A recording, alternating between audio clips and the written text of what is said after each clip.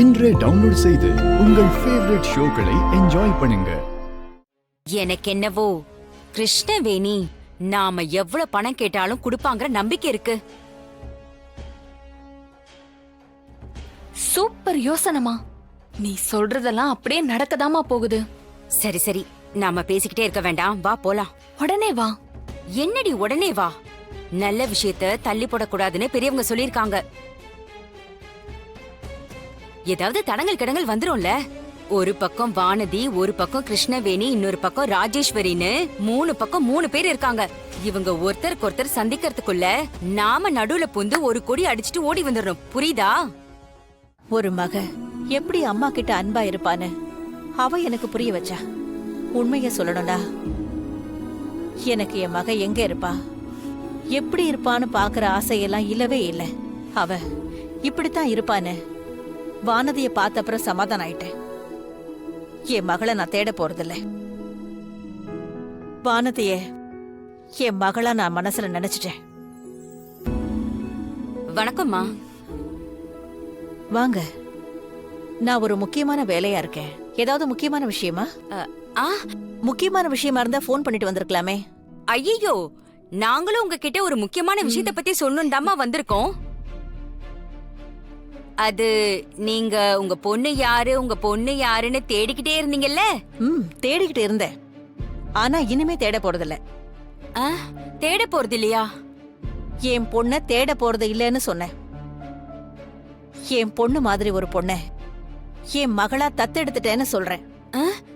தத்தெடுத்துக்கிட்டீங்களா? மா, ஏமா அவசரப்பட்டீங்க? நீங்க பெத்த உங்க பொண்ணு யாருன்னு உங்களுக்கு தெரிஞ்சா நீங்க ரொம்ப சந்தோஷப்படுவீங்க. உங்களுக்கு இப்ப என்ன வேணும்? இவதான் என் பொண்ணுன்னு யாரையாவது காமிச்சு என்னை ஏமாத்த பாக்குறீங்களா? ஐயோ, இங்க பாருங்க, உங்களை பத்தி எனக்கு நல்லா தெரியும். இங்க பாருங்கம்மா, எங்களை பத்தி உங்ககிட்ட யாரோ தப்பா சொல்லி வச்சிருக்காங்க போல இருக்கு. அதனாலதான் நீங்க எங்களை தப்பா புரிஞ்சு வச்சிருக்கீங்க. சரி, நல்லதுக்கு காலம் இல்ல, நாங்க கிளம்புறோம். வாடி. கிருஷ்ணவேணி அம்மா, நீங்க தப்பா எடுத்துக்கலனா, நீங்க தத்து எடுத்திருக்கிறதா சொன்னீங்களே, உங்க தத்து பொண்ணு அது யாருன்னு எங்களுக்கு சொல்ல முடியுமா? கொஞ்சம் சொல்லுங்களேன். வானதி. வானதியா? ஆமா.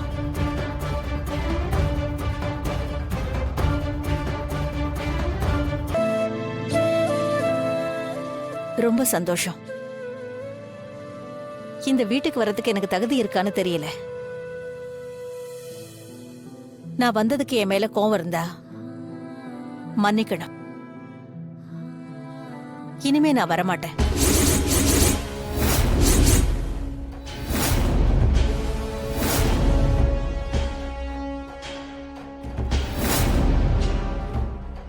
இதை சொல்லதான் வந்தீங்களா? ரொம்ப சந்தோஷம். தயவு செஞ்சு கிளம்புங்க. கார்த்திக்,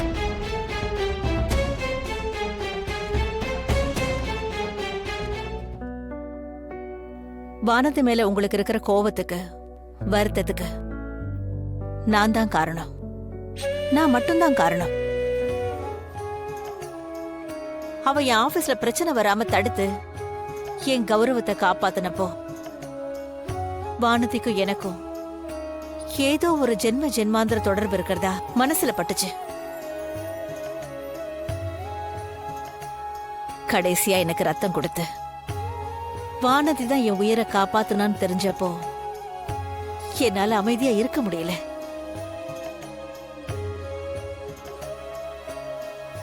ரத்தம் கொடுத்தாளா? நான் வானதிக்கு செய்யற பெரிய உதவி என்னவா இருக்கும்னா, நான் அவளை விட்டு விலகி போறதாதான் இருக்கும்.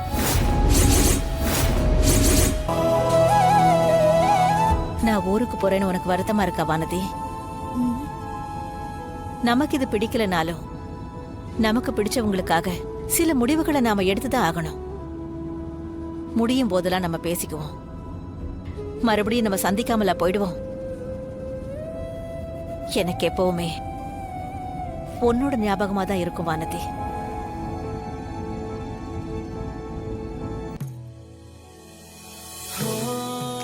உனக்கு எல்லாத்தையும் வாங்கி கொடுக்கணும்னு எனக்கு ஆசையா இருக்கு. உனக்கு எது பிடிக்குதோ அதை சாப்பிடு. மா, இங்க நிறைய சாப்பாடு இருக்கு, மீந்துரும்ல. பார்சல் பண்ணி யாருக்காவது கொடுத்துடலாமா? அவங்களாவது சாப்பிடுவாங்கல்ல. என்ன மாதிரியே யோசிக்கிறிய வானதி? சாப்பிடு. சரிம்மா.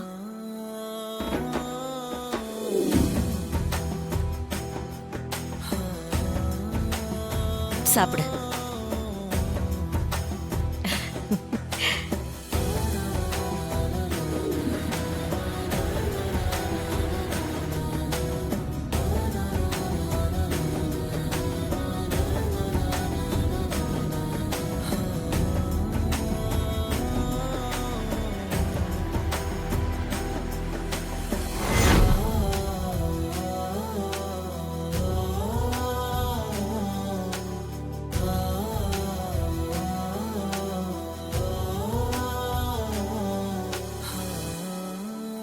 ஆ, அந்த புடவை எடுமா. ஆ, அதான்.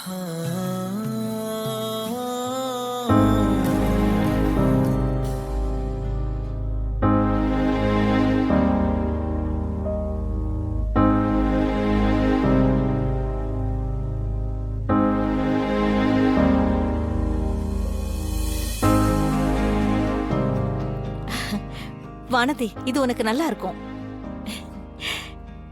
நல்லா இருக்குல்ல? சூப்பரா இருக்குல்ல? ம், நல்லா இருக்குமா. ஆ, ஆ.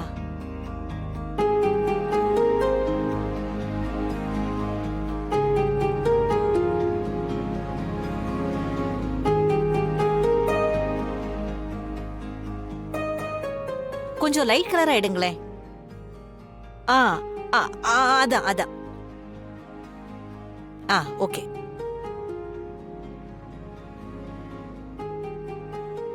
ஏம்மா, ம்? என்னாச்சு? எந்த டிசைனும் பெருசா பிடிக்கலையா? எனக்கு எல்லாமே பிடிச்சிருக்கு. ஆனா எல்லாமே உனக்கு தான்.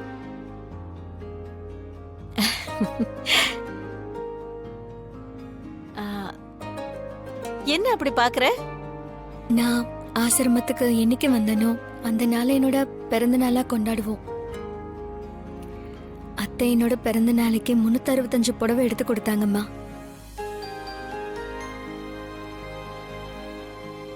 ராஜேஸ்வரி உனக்கு அத்தை மட்டும் இல்லம்மா, அம்மாவாவும் இருக்கா. நீங்க 2 பேருமே என்னைக்குமே ரொம்ப நல்லா இருக்கணும்.